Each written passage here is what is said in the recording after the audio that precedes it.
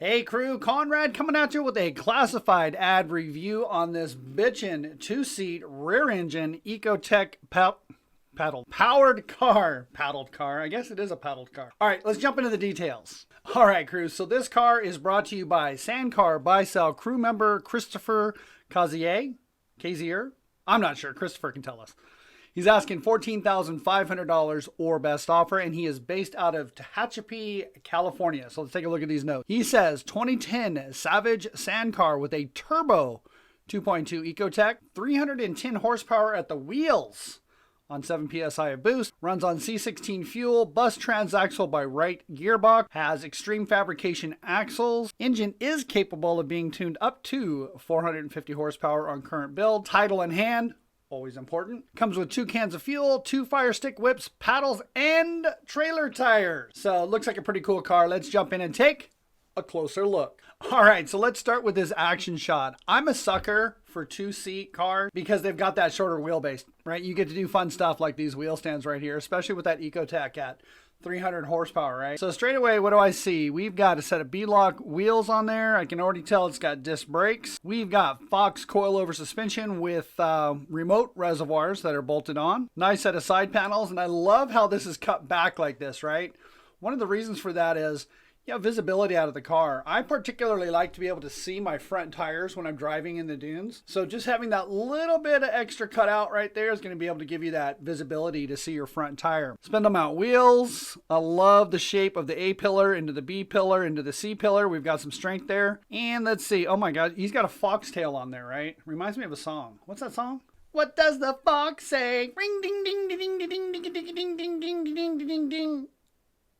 All right, sorry. I digress. Moving on. So where was I at? I got totally distracted.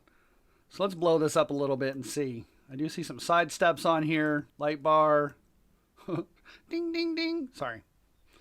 Ecotech. All right, let's jump into the next picture and see what we see. All right, so let's take a look at the front of the car. And if you ever see this in advertisements where people have this tie down across the front here and you don't know exactly why they're doing that, it's actually so you can ratchet the front end up so the wheels tuck in so you can get it inside of a trailer. Just thought I would point that out if you were ever wondering. In this photo here, it looks like we've got a different set of spindle mounts actually. That's the 5-spoke or the 5-star with a really big extreme front tire with the razor on it. I really like the oversized tires on cars because the bigger the tire, the smaller the hole, right? You're going to get less chatter when you're cruising through the dunes. Let's see, rack and pinion. We've got some LED lights down here. Again, those Fox coilovers with the remote reservoirs. I like how this is built, right? This front end comes around and it's really tall in the front, capped off here, and then lacing come up through here. It looks like it's really stout. I'm big on safety. And if you're going 60 miles an hour and you decide to stuff the front end of this thing, you're going to walk away from it, right? You're going to be sore, don't get me wrong, but you're going to walk away. It looks like it's well built. I don't know why I can never say that. Well, I screw that up like every video, I think. Okay, so we've got a perforated floor, which I'm a huge fan of, and we'll see that in another photo. But I think that's pretty much all I can see in this shot. Let's get on to the next. All right, so from the cockpit, we've got a standard VW Dune Buggy 3-spoke steering wheel. I happen to be a fan of these. Why?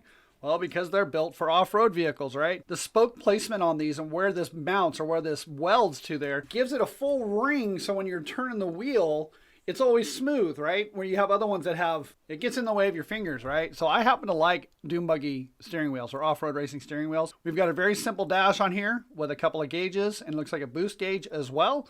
Switches well within reach. We have, looks like, I don't know, I can't tell because this is blurry, but a nice flat angled gas pedal, throttle pedal, and brake and clutch is separate on there. And I do see driver's footrest on that as well. So it looks like pretty much standard fare on that. But you know me, I love simple buggies, and this does the trick for me. All right, next. All right, so let's take a look at this. We've got some nice suspension seats on here. Belts with the padded harnesses. Shoulder harnesses are always nice. The radiator has really good placement because you're in the airflow right here blowing through. You can see the fuel filler right here. So I'm sure, I think it's got a round gas tank in it, but they've run this hose up here, which is super cool because it makes it really easy to fill, right? Because it's up high enough. Plus with that clear hose, you can see once the tank is full. I've always liked that. This is kind of neat. We've got a couple of speakers built in to a bar across the top. And at night, you know, there's some forethought that went into that.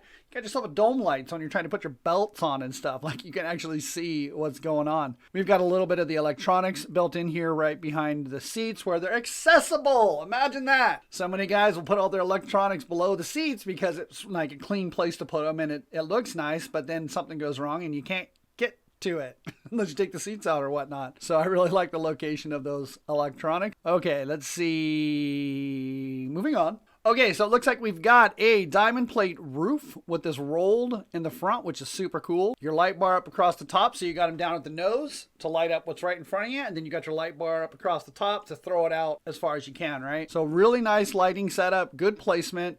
I dig it. That's pretty much all I can see in this scene. Next. Okay, so let's get into the business end of things. So what did he say? We had an Ecotec 2.2 turbocharged, right? Now let me say this straight away. I'm a huge fan of 4-cylinder engines as well as Honda V6s as well as the Subaru Flat Six. I feel that the lighter weight engine, higher revving, lends itself very well to especially 2-seat sand cars, because on those, when you start to get into the V8s, they become tail draggers, right? Especially on a shorter wheelbase car such as this. So perfect setup with this Ecotec 4-cylinder. One of the really cool things about that engine as well is there's a million of these engines out there, right? So if you need replacement parts, you can typically go into AutoZone or any of the local parts houses and get replacement parts. Of course, that doesn't include the custom turbo system and the intercooler and all of that stuff, but you know, you can get most of the typical parts right off the shelf at AutoZone. So when the cars break, and they break, I don't care if you got a Mendeola, you got a Fortin, you got a LS, whatever, they all break, right? But I want to keep my weekend going. You can't go wrong with an Ecotec. Okay, so I'll stop pushing this engine.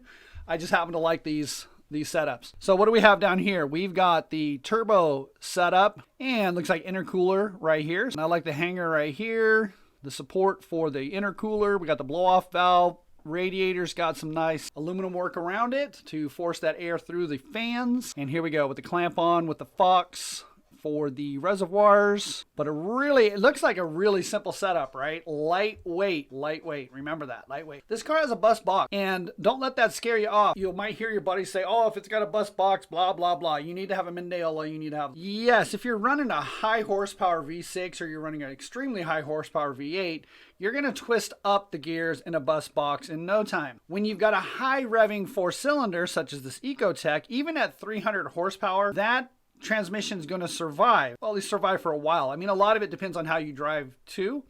But remember, this is a very lightweight car, high revving, doesn't have a lot of torque. It just likes to scoot. So an Ecotec made it to a very well-built bus box. What did he say? Ricky Wright Gearbox. He built a fantastic box. I bought one for my last car from him. Had no issues with it whatsoever. So we've got an Ecotec turbocharged bolted to a bus box. I mean, you really can't go wrong. This is a really simple setup, and I'm really impressed with the build. So. And I almost forgot to mention that this car happens to have the extreme axles. Now, this photo is not of Christopher's car. I repeat, not of Christopher's car. I had to pull this one up on the internet because I didn't have a clear shot of the extreme axles in any of the other photographs. But here they are, right here. So what are the extreme drive axles going to do for you? They're going to eliminate the typical axle CV setup that you see on most sand cars. These are built to have plunge in them, right? And if you can see right here, there's no CV. And up in here, there's no CV. These work more like a drive shaft. And the bolts that are in these have a shear point on them that if they get too much torque on them, those bolts will actually break. What that does is it allows you to put bolts back in it and keep going on your weekend, versus if you blow out a CV or you break an axle, you got to take that whole assembly apart to put it all back together. So the extreme drive axles work really well as long as you've set up your geometry correct and everything is built properly. This is a really nice setup. So yeah. Okay, enough. Next. All right, now here's the up-close view of the paddle tires that he's including. Looks like this is a two-piece wheel, right? We can see all the bolts on there. Maybe a center line, maybe something else. I'm not exactly sure. But it's going to be a really tough wheel, something that you'd see in off-road racing. And then there are bead locks on them. We just don't have the other photo of that. Looks like they're mounted to a set of extreme. I can't see what size they are. I see competition across the top here. Competition something. I'm not exactly sure, but there you go. There's your paddles. You're ready for the dunes. Next. All right, so we'll go ahead and close it out with this shot right here.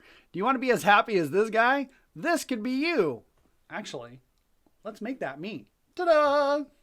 That's funny. I think I'm clever sometimes. I make myself laugh. Anyhow, let's get back to this. All right, so we can see in this shot here, those bitchin' side panels. I love how that little extra touch, right, of that curve to give you some visibility out of the driver's seat and especially on the passenger side there. Again, the structure in this, you're going to be extremely safe.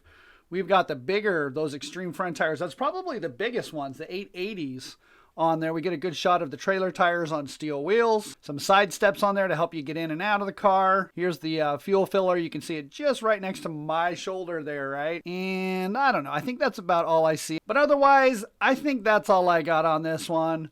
What did he say? $14,500. I mean, I don't really think you can beat it. You couldn't build the car for that price. I can tell you that right now. I know. It's super cool. Looks like a lot of fun. Tehachapi, California. So if you're a Nevada Dooner, you're a San Luis Obispo, you go over to Pismo, Oceano. You're going to want to pick this car up. Or, you know what? Call LRS and have them drag it down here. Bring it to Glamis or Dumont, right? Okay, folks. So let me go ahead and close this out. As always, get your merch at sandcarbysell.com. Consider signing up for our Patreon account. A little bit goes a long way in bringing you more epic content. And it's really easy for everybody else. Subscribe. It's free. Otherwise, that's all I've got. Thank you for watching. See you in the dunes.